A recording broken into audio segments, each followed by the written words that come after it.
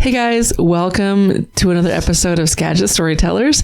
My guest today is Natural Israel. He came over a couple weeks ago and we recorded a great episode. He sang 2 songs, and I also included a song with him and his son when he was 4 years old, so 4 years ago. And it was really, really cute. And it got me thinking about the idea of having an audio time capsule, just like thinking about how like his son Kai, his voice will never be that little squeaky voice ever again. And it got me thinking about my kids. Getting water. Okay, we're actually starting right now. Yeah. So anyway, today Spencer and Riley are going to do my intro with me. Riley, do you want to say hi to everybody? Yeah. Hi. Do you want to say hi? Hi. All right. Riley is actually here because he's really into reading right now. While you guys are setting up, I'm going to remind you that Natural Israel and his band, the Bell Founders, are playing at the Blue Room November 30th. And in the description of this episode, I'm going to put a link to the tickets. So head to the Blue Room website and buy tickets. I believe they're $10, and that's for all ages or 21 plus. Remember we just talking to the mic, right? Yeah. Okay. Why is everything blurry on these? That's what. Did you just burp in the mic? That's what mics are for. That's what glasses do, buddy. Okay. Do you want to open it up and start reading? Now, what's your book called? My book is called Look at Animals. So, it's about to snow here, and there is snow on the mountains in the picture, and there's a turtle and a bear. And there's a elk, like I saw in the field of my grandma's house when I was going down her street. And there's a eagle. So there's a guy taking a picture of a woodpecker. He's pecking seeds in a tree, and he's looking for worms, and there's a bear with his babies, and the bear is looking to eat leaves, and they're in the forest. Before you go, can you tell me what kind of fun things you like to do at recess? Yeah. What do you like to do? I like to play. I like to play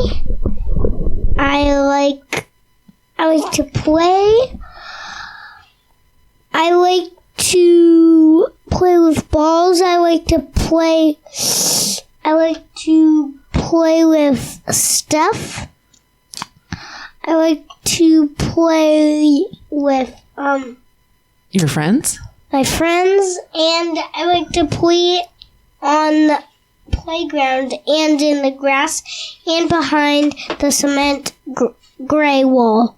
I also heard that sometimes you like to sit in the middle of the field, cross-legged with your hands out, like you're meditating. Oh, yeah. Why do you do that? Because I'm playing Master Splinter. Oh, Master Splinter? Yeah, Master Splinter. Oh, that's why you're doing that. Okay. Meditates.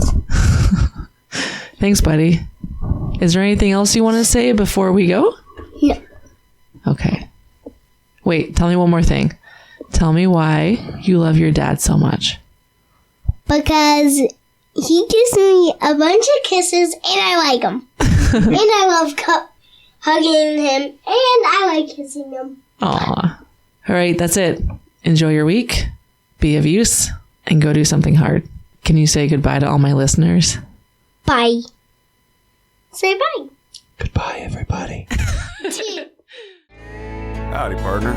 Welcome to one of the most northern parts of the United States of America. Travel with me upriver as we talk to a bunch of ladies and fellers and they share their tales of wit and wisdom. That's right, it's time again for Skagit Storytellers. with Liz Duffy. Lay us out.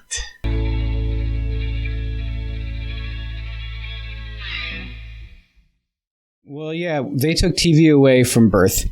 Oh, okay. I grew up on a hippie commune. Just like a bunch of people in the woods living in yurts and tents and trailers and in Arlington? Yeah, and buildings they put together themselves. And there was an old barn that we converted into like a community center. And we didn't, like, all our houses were, most of us, I should say me and a lot of people I knew, didn't have electricity at all. We had just the most basic indoor plumbing, like propane stoves with like propane tanks, and it was like glorified camping, glamping. It wasn't really glamorous at all though. And yeah, I mean, we did. It wasn't like I didn't have TV ever, but we did have like the community. I'm calling it the community house. We never called it the community house. We called it the barn because it was a barn. Yeah. We like watch movies. We'd have like every Friday we'd have a happy hour where the kids would get together and wrestle and watch movies, and the parents would drink and whatever they did, party, have happy hour, and then. But that was really it as far as. So there was a lot of boredom. So how old were you when you left there?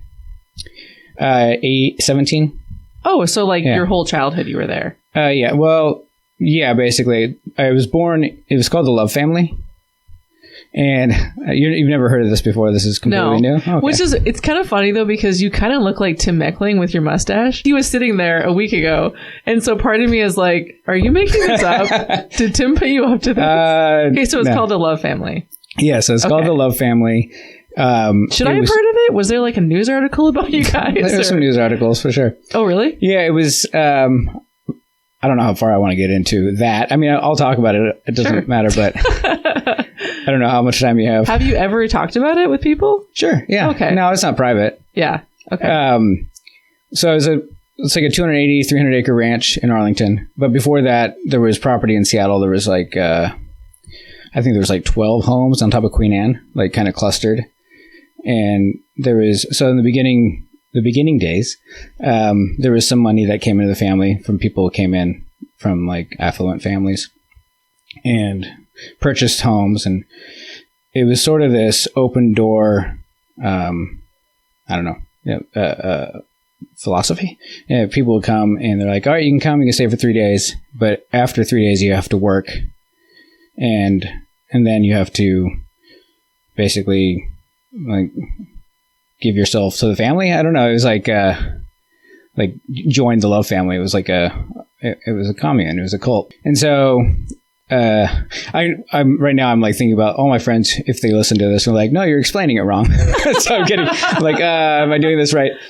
Which I'll just try to ignore that voice in my head because I will get it wrong. So this is your version of the story. Right. Just say that. This is your version. This is my version of the story. And anyway, so I was born on Queen Anne in 1979 in the Love Family.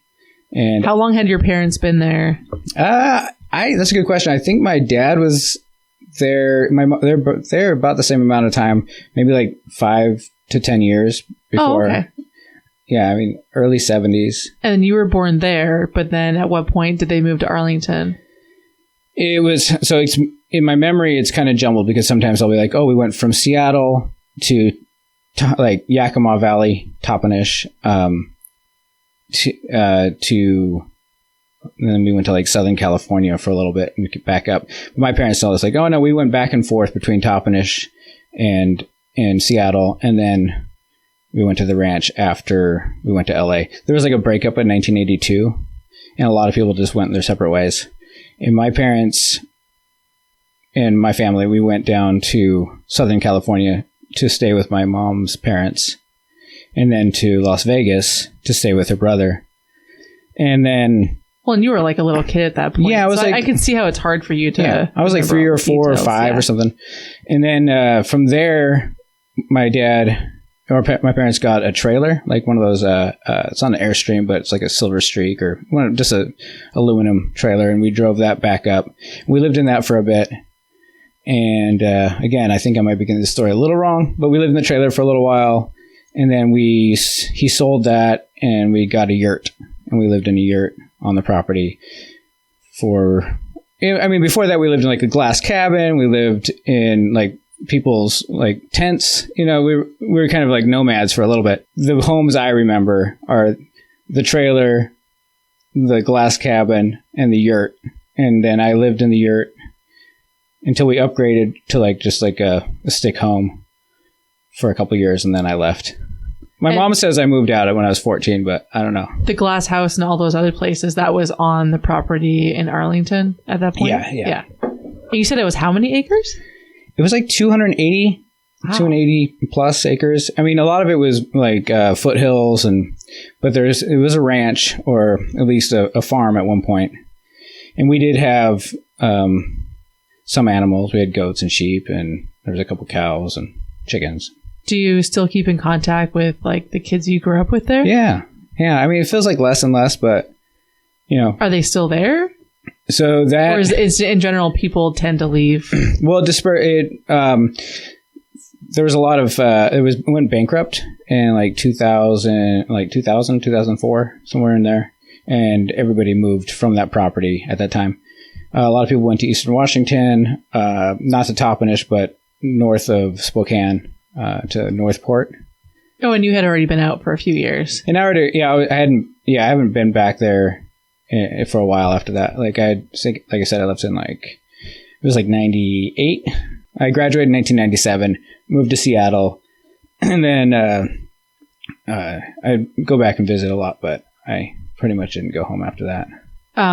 Was that a big shock to live in the commune and then go live in Seattle? Yes. I'm guessing you had an apartment, or yeah. Well, it was like shocking to my I don't know, my system. It was like super noisy and super bright. Oh yeah. Yeah. It was just really, I couldn't sleep. I was like instantly an insomniac. I was like, I moved I slid my bed into like this big closet I had, and I was like just trying to make a room in there because I couldn't sleep at all. And then it was like in there, it was too stuffy. I don't know. I don't know. I'm telling you this part of the story. So interesting. So then, now where you live, you guys live in Arlington again, or do you live in Bellingham? I live in Bellingham. Oh, you live in Bellingham. And with your wife and 2 kids. That's right. Yeah. And so what kind of area do you guys live in now? Do you know the area? It's like Sun Valley. Oh yeah. Yeah. It's like in between Sun Valley and, Geneva. It's like just along the lake. It's actually really nice. Yeah. So like quiet, not by a busy road. It's by a busy road. It's pretty loud. Okay. Are you getting used to it? Yeah. No, I still have a hard time sleeping. I was going to say noise canceling. We have cats, and they they're active at night, Yeah. Yeah, we have 3 cats and 2 rabbits in the house, and and 2 kids. Yeah. So yeah. No, I do everything I can. Headphones, we had curtains. Rabbits for a while, but we were raising them for meat. Oh. So you want ours? We had rabbits. We used to live on 5 acres, just 10 minutes away. And it was funny because at first you think, okay, well, my kid's like really attached to these like little bunnies. But then the bunnies get really big and they stink. Yeah. And they have to clean their cage. And they're like, yeah, when are the bunnies done? Because then new bunnies come. Yeah. And the new bunnies are great. So it's like you have this constant cycle of cuteness. We have our kids in the Waldorf education. Okay. And their philosophy is, you'll cut that out for sure. No, they don't want any screens during these years. Oh, like at home or at school? They don't have them at school, and they don't want them at home. They highly recommend you don't. But yeah, it's hard. It's like all the kids are doing it, and they're talking about what they're doing with their, on, I don't know, watching movies and stuff. And I know some parents, it's probably really hard for them because they actually follow that. Like, all right, they're going to listen to like radio stations. Even the radio stations they listen to are kind of boring, But my kids, they're like, when they're complaining about being bored, I'm like, oh, this is great. It's like, you can go play your guitar, or you can go read a book, or I'll give you something to do. I was going to say, I always say you can clean, right? Or you can play with Riley, or you can practice your instrument, and she'll choose either Riley or instrument. She gets sick of Riley and she'll go play her instrument. Yeah. So, and my daughter goes through those lulls where she's like bored of playing too. And I get it. So you discover something new and you're playing, you get better, and then you hit that plateau and it gets boring and you lose interest. And I went through lots of those stages. So Did you teach yourself how to play? yeah, more or less. I did take a guitar class my freshman year of high school, which was like worksheets to like do this, and you just kind of still did it on your own. But before that, I was just kind of learning a chord. You hear a song and kind of play by ear. Yeah. Yeah. And so have you been like writing since you were a teenager? I was kind of slow to start writing. I probably put a few chords together here and there, but I didn't write any words. I just kind of like, I don't know, hum along. I don't know what I did. Ooh, or I don't know. It took me a long time to get that whole strumming and singing thing down. And once I had one strumming pattern I can play to or sing to, I did that for a really long time. And then, I don't know, I wasn't until probably 18 or 19 that I wrote a song. You start by imitating things that you listen to and, or ripping, like straight up stealing stuff. And then you kind of start making your own stuff after that. I wrote some of these songs 20 to 25 years ago, and then I didn't do anything with them. And then I knew I wanted violin in my music. For some reason, I don't know the first time I had that thought, but I was like, oh, I love the violin. I wish I could play the violin. I tried to learn the violin. I didn't have enough like follow through to practice. And then I was like, well, I'll just, one day I'll have a violin player. And so when I started getting back into, like, I took like a little break from music, and I think I was probably like 30. I was like, all right, I'm going to start playing music. And so I had a job, and I used to ask people like, do you know any violin players? And then there's my friend Haley Watt, who's on that album. She was working at the same restaurant, and she was like, I play. And we just got together and played, and she was really good. She was like finishing school at Cornish in Seattle, and I was like, I felt like I was out of my league, but she liked my music. And so we started working on stuff. We didn't have any plan to record. We were just like trying to get the songs down and play out. And we played a few shows, and then I had a kid, and that took up all my time. And so we stopped playing. Fast forward like 5 years, I was like, all right, I'm going to record these songs. Do you want to play? Actually, I think it was more like 8 years later. And then she was like, all right. So we practiced a few. We had like 10 songs, but we ended up recording like 3. I only did 3 with her. And then 2, I had another violin player play on that album. So I don't know. I didn't answer your full question, but that's part of the story. So you started playing, took a break. Yeah. What were you doing during that break? Thinking about music for sure. I just wasn't like I had a cafe in Seattle for a while. Oh, you owned a cafe? Yeah. Oh, okay.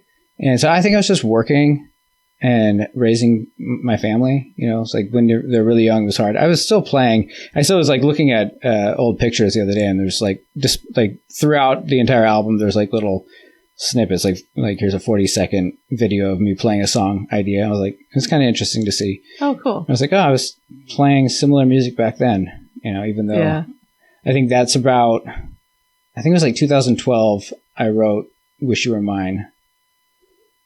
And I kind of wrote it as a joke at first. I was like, I remember I was at my friend's house, and I was like, started playing the chords, and I was like singing the lyrics, making them up on the spot. I think I was saying the first verse like off the cuff. He was like, yeah, it's actually pretty good. You should write that down. So I was like, that's usually what it takes for me to finish a song. Somebody has to like it. Yeah. I don't know. I know that's probably not the way you're supposed to do it. You should just, if you like it, you should write it. But. Yeah. Well, I mean, I think all musicians have, their own style. And I know a few musicians I've talked to, they have a really bad habit of like, they can't finish a song. It's like they get 90% done, and there's just... Oh, I get like 10% done. Okay. I'll have like a melody and like maybe one standout lyric that I like. And then I was like, well, it's recorded on my phone. I'll come back to it. And yeah, but now I'm getting better at it. I'll be like, all right, I just have to push through and finish it. Yeah. And sometimes it won't be what I was hoping it would be, but at least I finished it and I could walk away, and there's always going to be more. Yeah. Well, and I personally, for me, like, I feel like if there's a deadline, it helps me. with everything. Like Yeah. putting this podcast out every single Wednesday, or like I need to get back into running, and I feel like I can't do it unless I have a race that I'm scheduled for. So anything, I need a deadline or I won't do it. It definitely helps. It makes me so like, I don't know, nervous to have a deadline. Like I'm going to fail. They're going to see me as a fraud. And then I can actually get it done. And I don't know if maybe there's one or two times where I actually did fail and it felt horrible, but I listened to Hannah's, when Hannah was on, and I listened to when Pete was on, and those are the first two I listened to, and that I know I can remember by name right now. Yeah. And both of them it was like very relatable in the process of writing music. Yeah. And the whole deadline thing that Hannah was talking about, she's like, I usually don't work this way, but then I had a deadline because the records had to be released. That's what I thought too, yeah. And it's funny because I asked Hannah if she would work on this Christmas song with me. She said yes, and I was like, it was an unfinished song. It was just like 2 lyrics, and I was like, oh no, now I have to finish it. And it's like, I'm so impressed with her music. I was like, and that was like an added like reason to try to make it good. Yeah. Because usually I'll be like, it's good enough. But I was like, oh, has to be really good, but we'll see how it turns out. It's kind of like if someone comes over, you're like, okay, we got to clean the house. Yeah. I love that your kids are doing music. Well, me and my son, Is it Kai? Yeah, Kai. He it's recorded on GarageBand, just like with like my phone. I'll record into my phone. Okay, what's GarageBand again? GarageBand is an Apple, it's on the Mac, like a MacBook. Okay. It's just like a simple sort of. So he can pick a drum beat. He can pick a guitar. We ignore that kind of stuff. You could do that, and we did it a little bit sometimes. But I'll pick some chords, and he'll go, okay, sing about a long-tailed lemur. And he's like, these are the animals, and this is what they're doing. And sometimes he actually will tell me exactly what the words are, which that's my favorite because you can see his creativity. We started this when he was like 4, and now he's 8. Yeah. And so we'll go back, and it's so cute to hear his little voice, like, now don't forget to say they had dinner together. It's like something really cute. And I'm like, oh yeah. And it's like while I'm playing, so then I'll break back in. And so we just record it. And then he's like, do lots of daddy voices, so I'll do harmonies on it. And sometimes he'll be like, na na na in the background. It's yeah. And I wouldn't say it's like recorded, like release quality. Yeah. Although he thinks that we're going to put it out there to the world. Why not? We'll have to touch it up a little first. I'll have to show you your kids like to read, you said? Okay, I'll have to show you my daughter's books that she wrote. She wrote a trilogy called The Pickle, and she wrote it all herself. Wow. I didn't fix all the spelling, and we published them on Amazon. Really? So, yeah. Oh my gosh, my daughter would be so inspired by that. And I think one night Jack Mattingly was drunk at the Hub in Concrete, and he was reading to people. And I remember one person was like, he had this like really in-depth conversation with me after Jack read it about the pickle and the plot and all this stuff. And I was like, no, like none of that means anything. She's just a 9-year-old kid, and she just wrote this, and it's silly, and there's poop emojis in it, and there's no deep meaning behind it at all. All right. Well, people are going to make their own meaning. Exactly. That's another reason why I don't always I worry too much about. I can be ambiguous in my stories or in my songs. Like if a lyric doesn't make perfect sense, I'm like, they're going to figure it out. They'll make their own meaning behind it. Well, actually, when I first saw the one that said "Wish You Were Mine," I was like, "Does it?" Like, I just would automatically think like if Spencer wrote a song called "Wish You Were Mine," I'd be like, "Who is that for?" Yeah, because I'm yours, so you don't have to wish that. So who else are we talking about? Well, in my defense, I wrote that before I met my wife, there really wasn't anybody. That wasn't for anybody. Like girls I didn't date. I may have liked. Or like combinations of girls you have known throughout the years. It's more like you're writing about a feeling that you had. It's not, none of the songs are for them. Yeah. I actually had a girlfriend who was like, why haven't you written me a song yet? I was like, I don't write like that. And I tried because I felt guilty and it was bad. We should play that today. Yeah. No, I wouldn't remember it. So how did you meet all the, like, I'm trying to think of who did you meet in Bellingham first, like in the music scene? Well, actually, it's a funny story. We have it in common. Hannah and Rick. So Rick. What are the last names? He's going to kill me if I can't remember his last name. Oh, wait, my realtor? Yeah. You meant Hannah Wyatt. No, so Rick Did Simcock. he get Tim's name right? No. Oh, yes. So yes. she actually, Hannah, the reason why we have Yeah. this house. Thank you. So Hannah. Hannah and I go back to our teenage years. She No dated way. a friend of mine. Oh, I want to get her on the podcast. Wouldn't she have so many great stories? Oh yeah, for sure.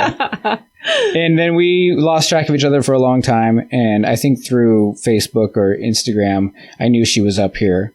And when I was moving up to Bellingham, I was like, hey, wait, that's a lie, because I had a different realtor to get me up here. And we sold that house. And our next home we bought with Hannah. Yeah. And Rick, I met through Hannah, and we played music for a little bit. And then pandemic hit, and it didn't really work out.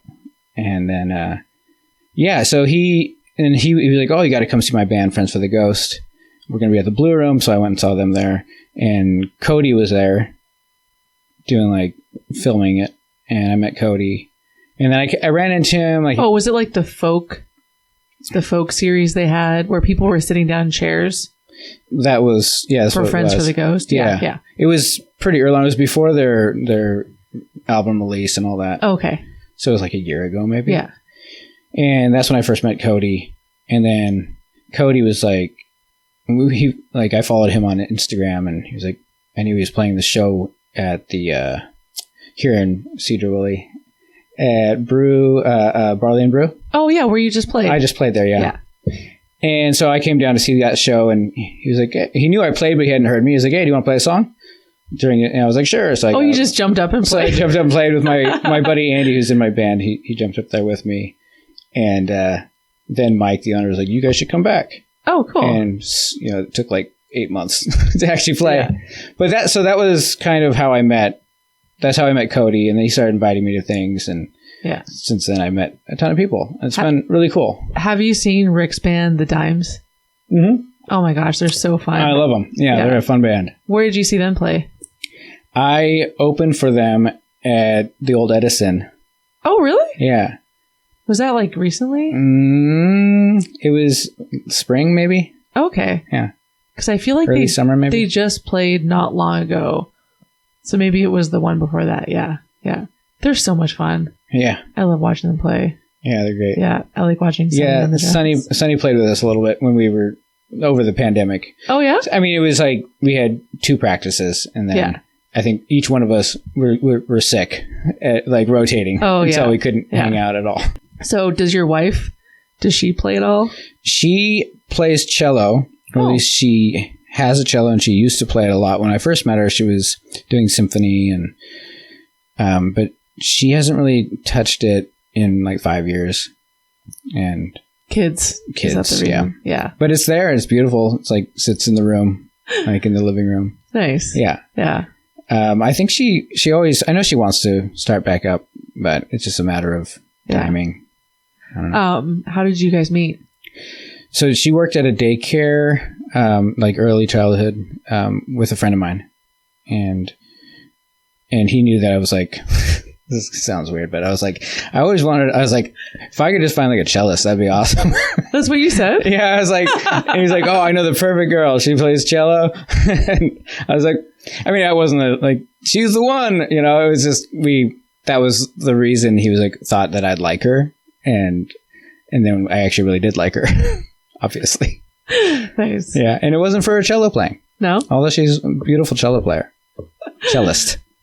Yeah. We were doing an escape room in Bellingham, and it was awesome. It was so much fun. The last clue, we had to spell an instrument, and we had Cello, but obviously mixed up. And Olive was at the front of the room. She's 12 now, but never been a super strong speller, and that's fine. And she was at the front of the room, and I go, Olive, I think it's cello. Spell cello. And she's like, I can't, Mom, I can't.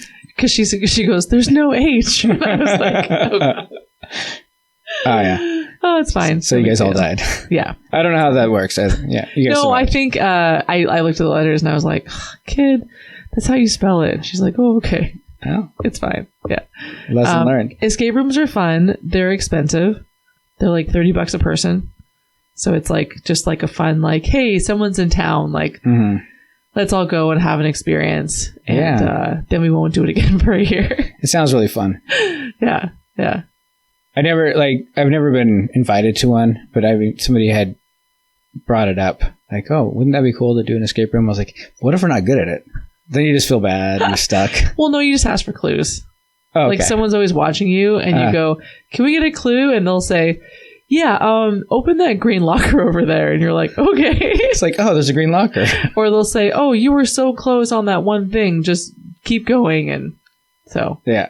and that's their job, is to like watch you in the room. It's actually kind of weird. They just watch you the whole time. See if you guys fall apart. Yeah. We went to one in Canada. It was pretty fun. Have you been to Canada at all? No, I mean, not since like I was a kid. Are you allowed to cross? I don't have a passport, but I think that's the only thing holding me back. You don't have a DUI? I don't have a DUI. That would be the next question. No, I don't have one. I always like to look at maps. Like, I don't travel a lot, but I'm like, oh, look at this map over here. Like, I don't know, like Google Maps, and I look up like all the way, like up in, I just keep going further north. Like, oh, you could drive all the way up to the Yukon. You can. Yeah, it's pretty amazing. I've never been up there. I'm just from Vancouver Island, which is like, it's like here, 100 miles. It's exactly the same. Yeah. A lot cheaper here, which I really like that part. Yeah. But so I was going to ask, like, I like to ask people about because I'm a second grade teacher. I always like to ask people like their experience in school, but I feel like you wouldn't really have an answer because you weren't in school. We had homeschool. Okay. I'm trying to think of like grades. I don't know if we really kept track of grades until like 5th or 6th grade. I think it was more the social stuff. Like, I mean, socially, there was references to pop culture that would just go over my head. Yeah. Like, people would say something from Saved by the Bell, and I was like, everybody, like, they're already on to the next thing. Like, wait, what does that mean? Like that was where I felt like I was behind. But I don't know. I think we had good teachers at the ranch. We called it the ranch, but we would do, for like math class, sometimes we'd go out, and one day we went out and pulled a log out of the woods with pulleys and taught us like, how that worked. I mean, I can't tell you what that lesson meant other than like, you divide things in half and eventually it gets lighter or something. I don't know. But it was more hands-on. Yeah. And I mean, we had the basic kind of math, like speed tests and stuff where you're just like trying to fill out the page as fast as possible. Yeah. But, math facts. Yeah. Yeah. Oh, so at what point did you go to public school? I went to 7th grade, and then they wanted the kids to go to school at like in high school, but I talked my parents into letting me go 7th grade, but then they're like, no, you're going to stay home for 8th grade, and then we'll put you back into 9th grade. Oh, okay. And I mean, I was probably a little feral, It was like, I was going to say, how were those? Do you remember those first few weeks? Like, what was it like to? I was a wild kid. I think everybody was like really interested. Like, became like really popular, really fast, and then they realized I wasn't that like interesting, so I became like a loner really fast. But no, I remember teachers that just hated the kids. They hated their life. They hated the kids, and they were awful to be around. Those classes were not fun. Mm-hmm. But then there was other classes later. I feel like in high school, middle school wasn't great. That 7th grade wasn't great, so it was probably a good reason to not go to 8th grade. But no, there was some really great teachers in high school that I felt, made it fun. And yeah, I was going to say they were the ones that it's not like they taught you anything specific. It's just their attitude. Like they genuinely liked hanging out with you. Yeah. That's what did you stay in touch with any teachers from like high school or anything like that? No, because I left, like I graduated in 98, and then I went to college in just north of my hometown. And then, I was there till I was 24, and then I left and I went overseas. I taught overseas. went to New Zealand, went to a couple other countries, and then I ended up here. So cool. So where did you go to school? Where did you grow up? I'm from Vancouver Island. Oh, that's right. You said that. Yeah, right there. Yeah, that's right. So yeah, if you cut the border like just across the island on the East Coast, there's a town called Ladysmith. So that's where I'm from. And then just north of that is Nanaimo, and it's like a size of Everett. Mm-hmm. And so there's a community college there, and I went there for 5.5 years. It actually took me 6.5 years to do my bachelor's in, Bachelor of Arts in like psych and English, and then I got a teaching degree as well.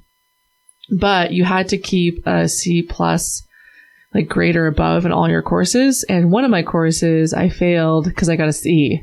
And so I couldn't even finish my program that year. I had to like wait another year and then join the last year. And so I was like going to do my 100% teaching, like student teaching. And I had to tell my mentor or teacher like, hey, I got a C in science, so I can't teach for 3 weeks. I'm sorry. I just felt like such a complete loser. And so I spent the whole next year just doing other courses. And then I had to rejoin the program my last 6 months. And I met with my professor, and he's like, okay, I want to make sure like this doesn't happen again. Like you really got to be on top of it. And I just burst into tears. And he's like, what? I said, my mom died.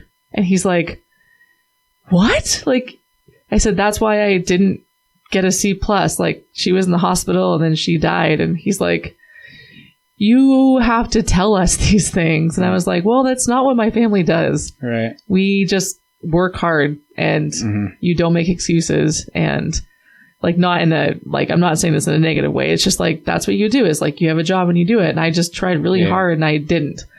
And so, and again, this is my perspective of the story. Yeah. And so they're like, well, okay, well, we don't think that you'll do this again. So, okay. So I started the year. On my first day, I met Vicky, who turned out to be my best friend, my only best friend I've ever had. And she was the one that she went to Korea, and then she called me and she's like, you got to come here. It's awesome. And then she went to New Zealand. I followed her. She went to the Middle East. I followed her. And then we had a falling out, and I was like, okay, I need somewhere easy and fun. And I'm kind of like losing it. My grandma had just passed away, and I was like, oh, Korea. That was awesome. It was super fun, easy. I just picked the first job I saw, and I went and I showed up. And so I was in the southern part of South Korea called Gwangju. And I was there for probably like 8 months or so, maybe 7. And I met Olive's dad. He was in Everett, and he was working in construction, just bought a condo. Like, life is great. 2008, what's going to happen? The bubble burst. And he also actually got diagnosed with testicular cancer. And he was like, oh my gosh, like I could die. I haven't even done anything yet. And so his friend had researched going to Korea. And so he just basically took all his information and he went. And he just showed up in my city. And so we got married in Vegas and had Olive in 2012. And then slowly made our way up here from Everett. And I love the Skagit Valley. Yeah, I know. It's beautiful. I just love the community too. We had a farm, a 5-acre farm for a few years. We experimented with raising rabbits and pigs and sheep. Oh, yeah. And a cow. Any regrets or wisdom about what to or what not to do with that? Well, Phil's episode's coming out tomorrow, but we talked a lot about how farming is just fixing fences and shoveling poop. Yeah. Like, people just have this idea of like, oh, collecting eggs in the summer and, providing for your family, which it is, but also most of it is just the other stuff. Right. So, 100%. Yeah. Are you guys starting to think about...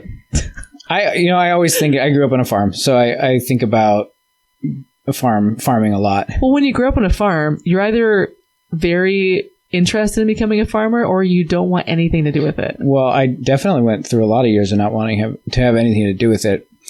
But I also think about, I just read a lot of labels. Like when I grocery shop, like I shop. I think it's crazy that I shop at like one of like the nicest health food stores, like nationwide. I mean, I go to like Whole Foods. Winco? Oh. I don't, yeah, Winco. Just kidding. And I'm still like, I have to like be careful what I buy. Like, it's like you go through, this is at like a nice store. So I'm like, I should just grow my own food. Yeah. I mean, I'll still shop though. I'm like, that's the thing. I know that if I did all that, made all that effort, I'd probably still go out and eat unhealthy food. So, but it's for my kids. I don't know. Well, it's hard because you can't pick you can't, like, if you want to, only eat like organic food, like that's fine. But then when you start looking and like, well, what's in my skincare? What's in my clothing? Like you can just go down this rabbit hole. Right. I know. And never get out. I know. And that is a problem for sure. But I also don't want to be caught off guard. I feel like, there's two ways to face it. One is just like pretend everything's going to be okay. And then you find out later, it's like, oh, you have microplastics in your body. Yeah. It's like, so you just, I don't know. Yeah, I don't want to go crazy and freak out about it, but yeah, it's a natural thing to do is to grow your own food. Is it weird saying the word natural?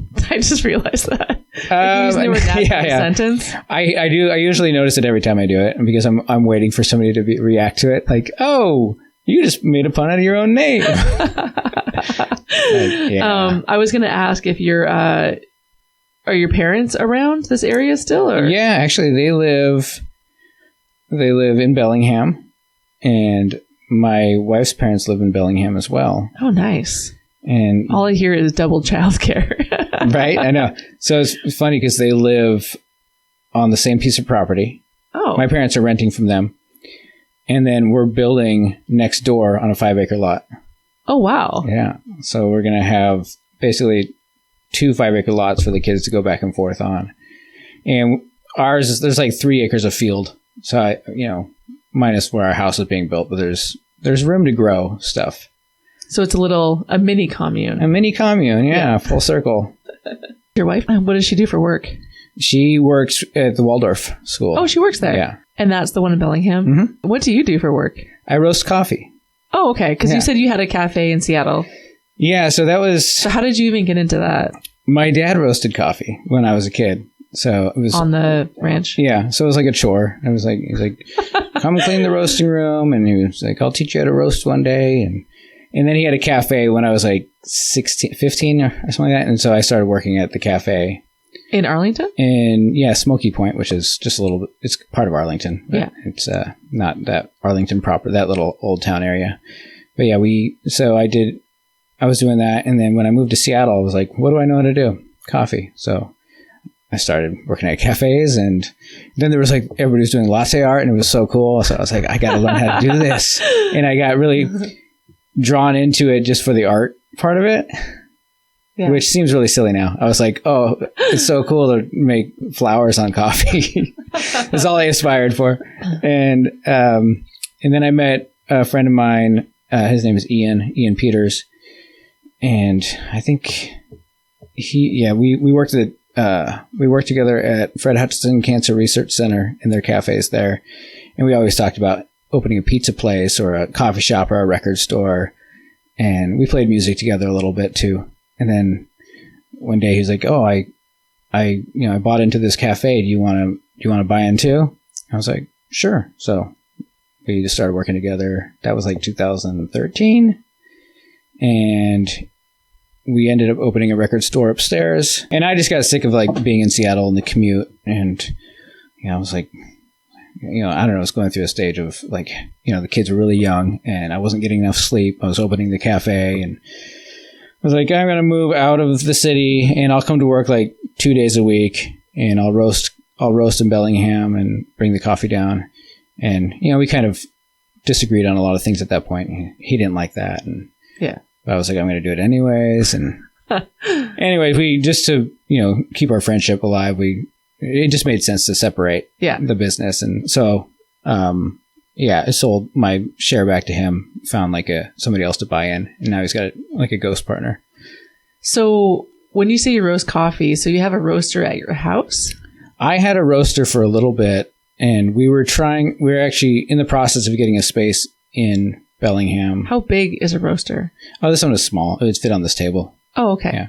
But we were going to get a bigger one. And I purchased all the parts for that. And And then it fell through. Actually, the pandemic was really a big part of that. It was just before I signed a lease, so I was lucky to be able to return everything, and like actually came out a little better because I sold some of my equipment to a friend and didn't lose anything, which was awesome. Yeah. Yeah. And then I had a friend, another company from Seattle moved up here, and they were like, we're looking for a roaster. I was like, I'm looking for a job. So that worked out too.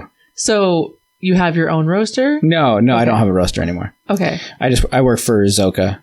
So you just go to a place where the roaster is and you just use their roaster? Yeah. Okay. For their cafe. I roast coffee for them. So I guess like I have no clue what even the process is. So you just get a bunch of beans and put them inside the roaster and then turn it on? That's it. Like an oven? Yeah, kind of. Yeah. Okay. Yeah, coffee comes green and dried, and it's like kind of like little pebbles. So it looks like like regular coffee beans, but they're green? Yeah, and smaller. Okay.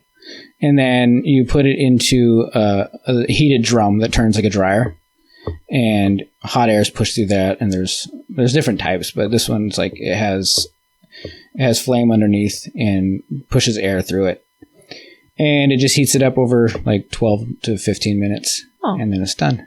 That's the short of it. Yeah. Oh. And then you pull it out and you cool it down and bag it up, grind it, whatever. Is there is there like a science to it? Like, does it matter, I guess, how hot it is, how long it's in there for?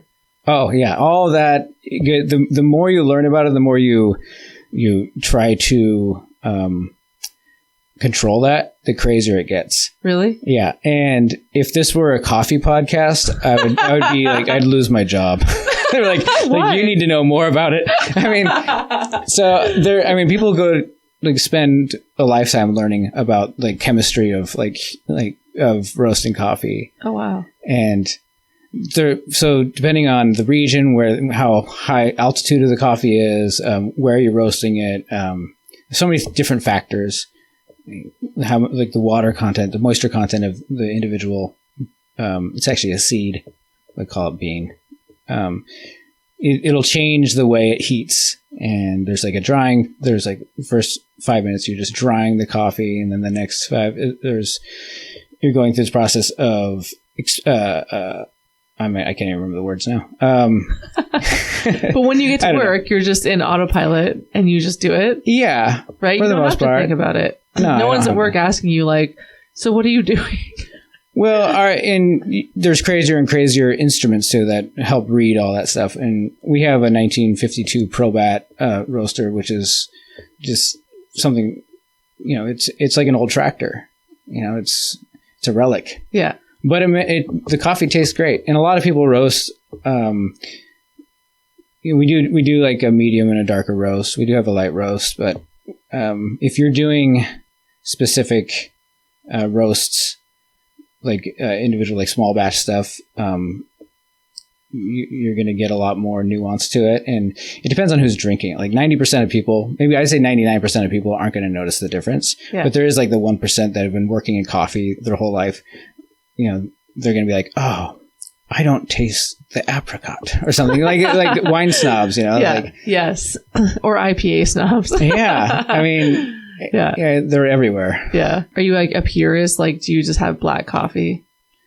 No. First thing in the morning, I have a dark roast coffee with cream and honey. Okay. And then my next cup is black. Why is that? A couple reasons. One, I try not to have too much sugar first thing in the morning, and even honey. And then it's usually a little bit lighter roast, and I don't like to. Like you lose the flavor of the coffee if you put cream in it. Yeah. So you have one brother? I have 3 brothers. Do they all have kids? No. So my oldest brother does not have kids. My younger brother, or he goes by Sam now. He's got like 4. Yeah. I'm not going to count them right now. And then my other brother, Decision, he's got 3. And then my sister, Ellis, she has 1. Okay. Yeah. And are they all kind of local? We're kind of spread out. One brother lives in Botha, one lives over in Kashmir, And then Alice lives down in Olympia. I play in a band. We're called the Bell Founders. What does Bell Founders mean? Is there a... It's meaning? It's basically the way people who make bells.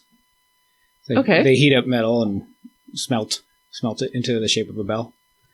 So a bell, like a foundry that makes bells. Bell Founder. And so, I guess, where did you get that name from? I was reading a series called The Wheel of Time. Sorry, I was reading a series called The Wheel of Time. That's That's famous, right? Yeah. They just made a show about it. I was going to say, was there a show or a movie about it? It's been... Did Oprah recommend it? It was one of my favorite books growing up, or at least like my teen years and after. It's like an epic, like 14 books long. Each book's like 1,000 pages. Oh, wow. It's a huge commitment. Yeah. And just one of the characters. You didn't read 10% of it? You read the whole thing? I read the whole thing. I think I read some of them multiple times. But because I was always waiting for the next book to come out, and I was like, I have to catch up. And I never thought to like listen to the audio. Yeah. It was before Audible, but...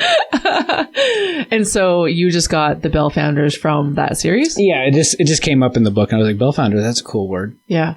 And I first thought of it in like 2012, and I was like, we're going to be the Bell Founders, and then we stopped. And then recently we were trying to come up with a band name, and I was like, how about the Bell Founders? And everybody liked it. Okay, so who's in your band? My friend Andy Clausen. What does he play? He's playing bass, but he did start playing guitar. He was playing guitar and then mandolin. And we played off and on over the years together. He's just like a multi-instrumentalist. And then Jude Noah. Jude Noah is a violin player. He's a great fiddle player. He's kind of nomadic actually, but he lives down in,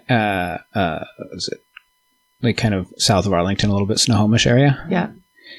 And Ian Chavitsky just started playing with us. He's picking up the banjo. He's learning it as we go.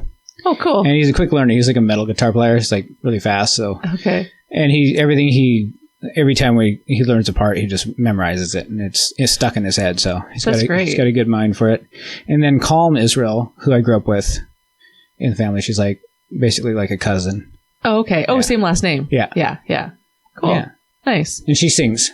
And because you just recently played at Barley and Brew, and that was just solo? We ended up playing as a band. Okay. When we didn't have the name when we got the gig, and so he just kept it as Natural Israel. Yeah.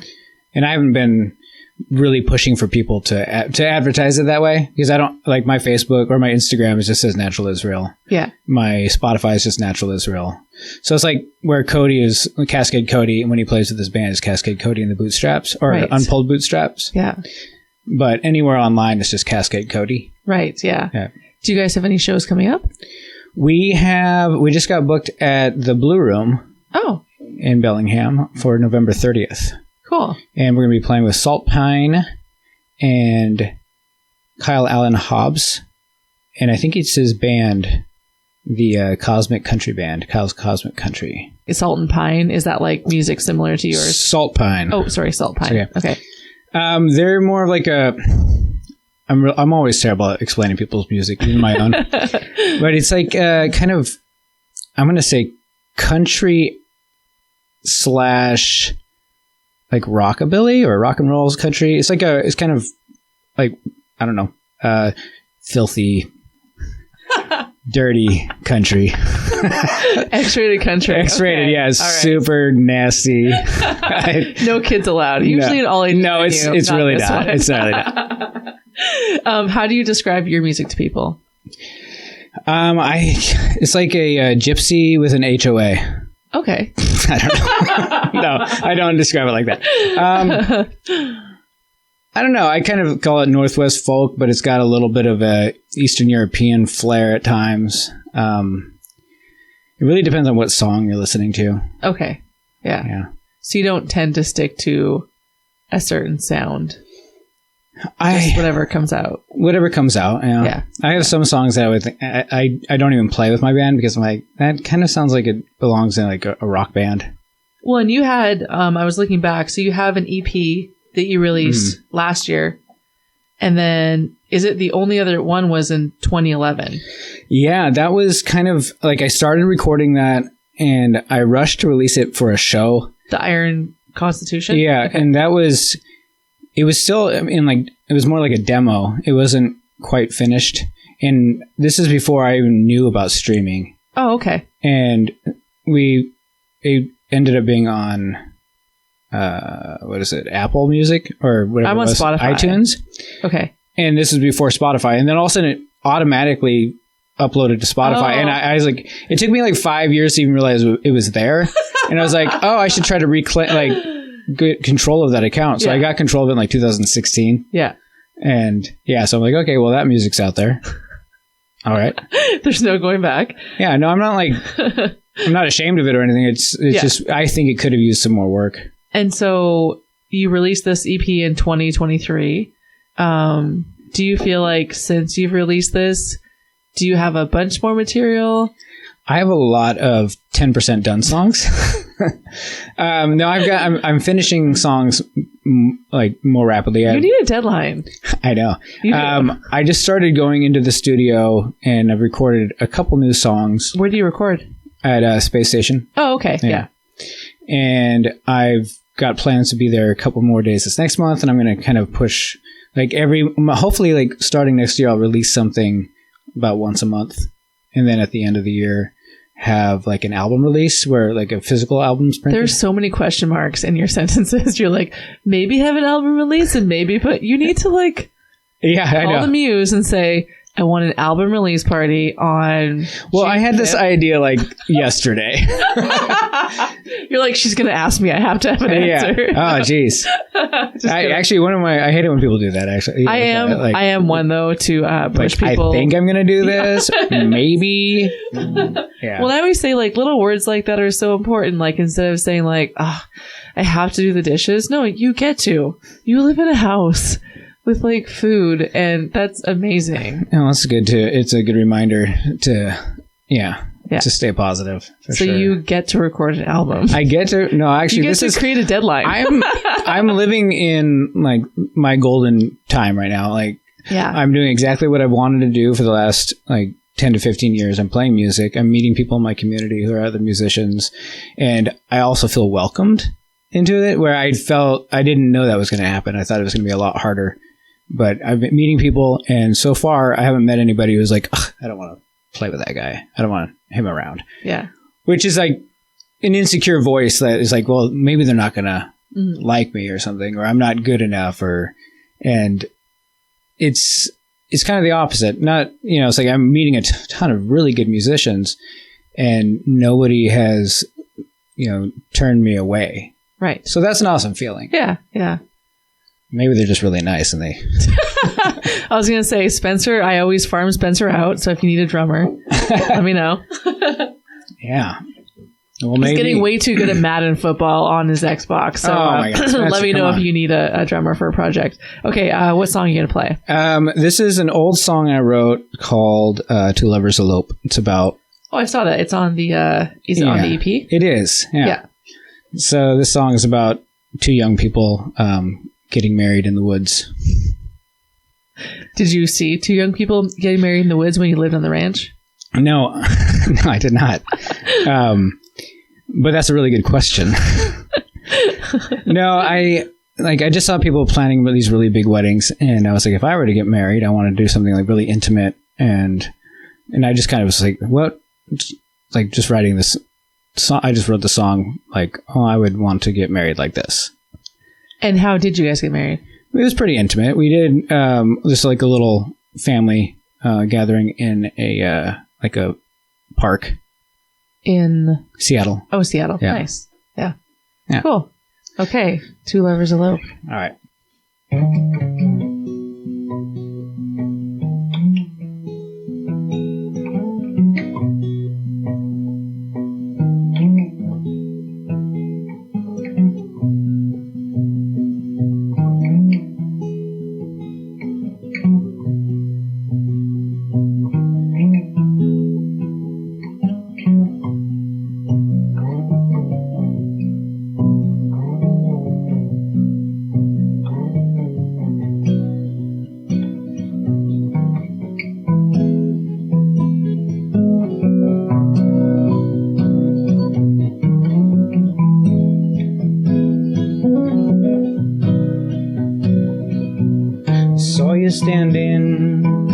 across the creek.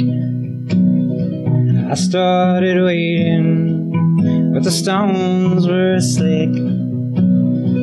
I lost my footing, and I was submerged. From beneath the waters, my soul was purged.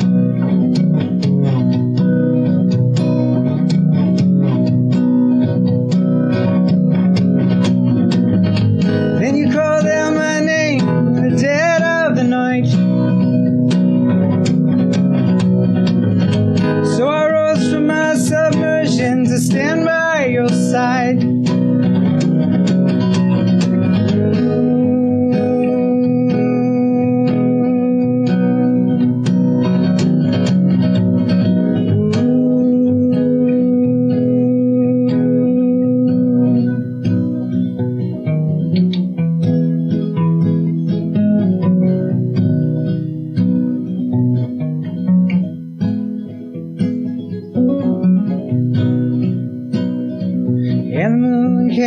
Your silhouette perfect against the sky. I think I nearly wept when you turned to me your eyes. I was baptized in the water with the mud between my toes, fish around my ankles and water up my nose.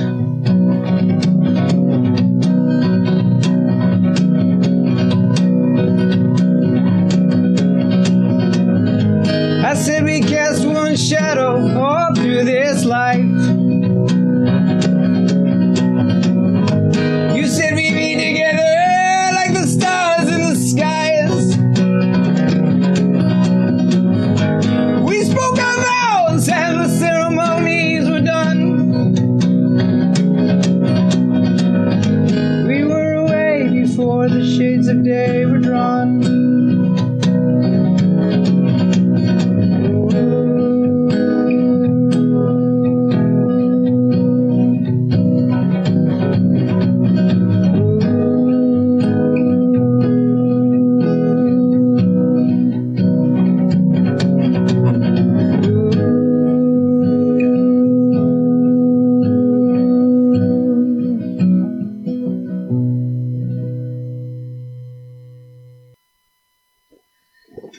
There was one little mistake or two, but whatever. It's live performance. Well, and I was not expecting the the loudness at the end. I know. Sorry That was about awesome. that. No, I was no. like, No, it was good. I liked there it. was a like when we're playing it live, I do that ooh for a lot longer at the end, and it gets higher and higher, kind of later. Well, you've heard. I don't know if you listened to the live or not the live, but the recording. On the album. No. Yeah, it's slightly different. Yeah. Yeah. Okay, so now that I've heard you play live, tell me again when you're playing again. November 30th at the Blue Room. That's all I have right now. And then, so do you, I guess, are you actively looking for more gigs? Like, are you always trying to get more, or are you just, I'll take a few here and there? They've been kind of falling to my lap, so now I need to start actually working at it. Yeah.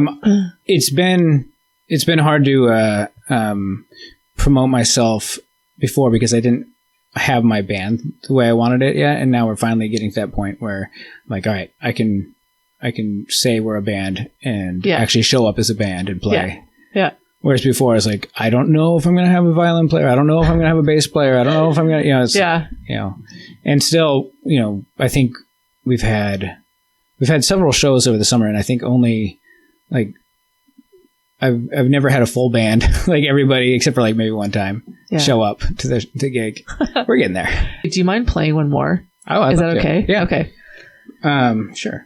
And you don't have to, but because you played one from the latest EP, did you want to stretch yourself and play one from the old one? Sure.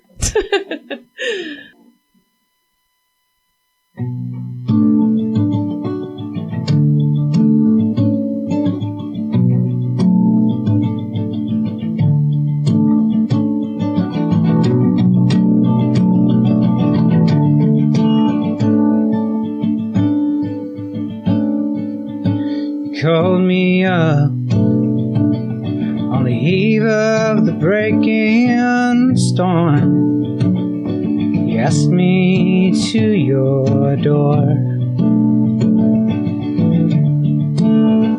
You held me close, said it was too hard to be so far apart from me.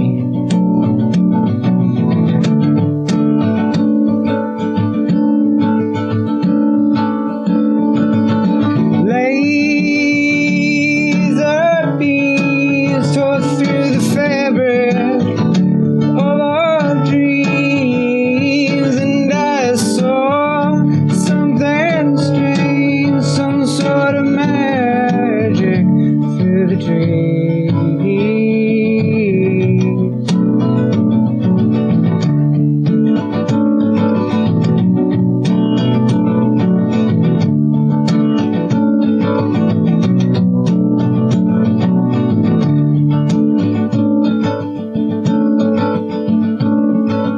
It's not the same world that we once lived in. There's a whole new government. Will they allow the two of us to live as one? And if not, should we run?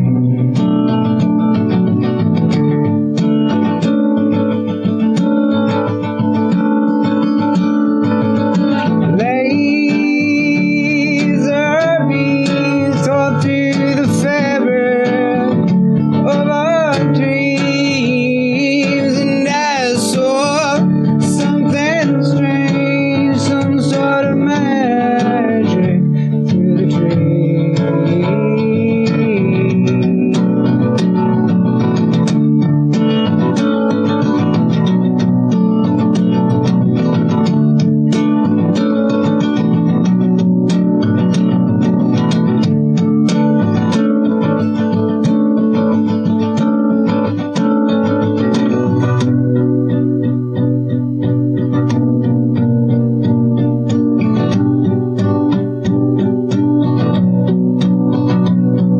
And although we were promised hell, the beasts they flew from above, they fell. Or is there God? Or is there God? Or is this God?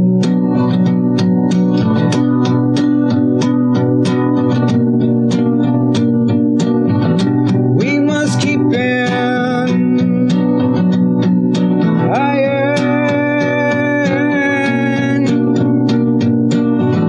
constitution, iron constitution.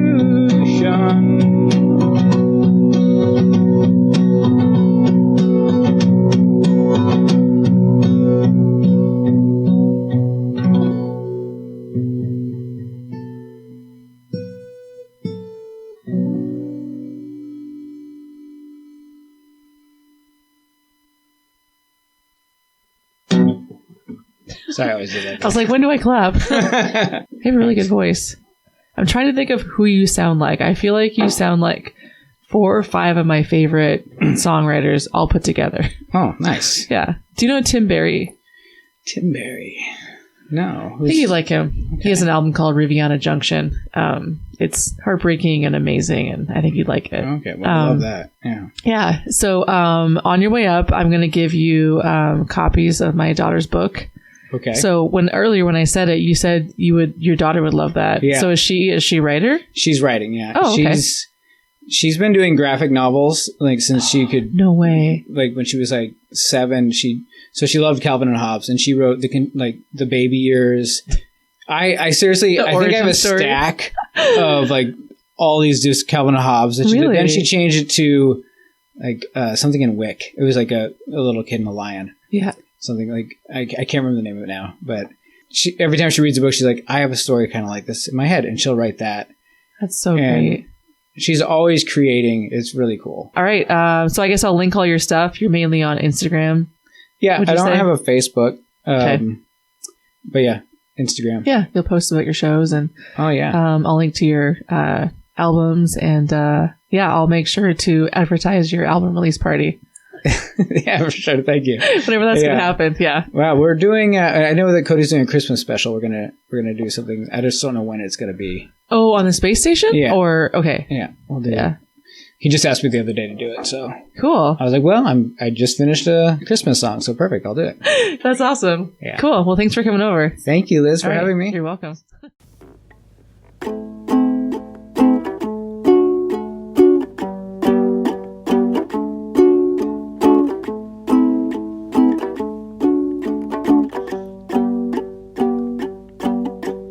Out in the desert, when the night is night, the thorny devil comes out of his little hiding place. He loves to be all prickly and sharp.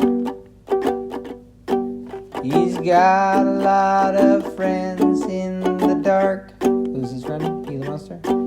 Well, the Gila Monster, he came off his rock, and they all started to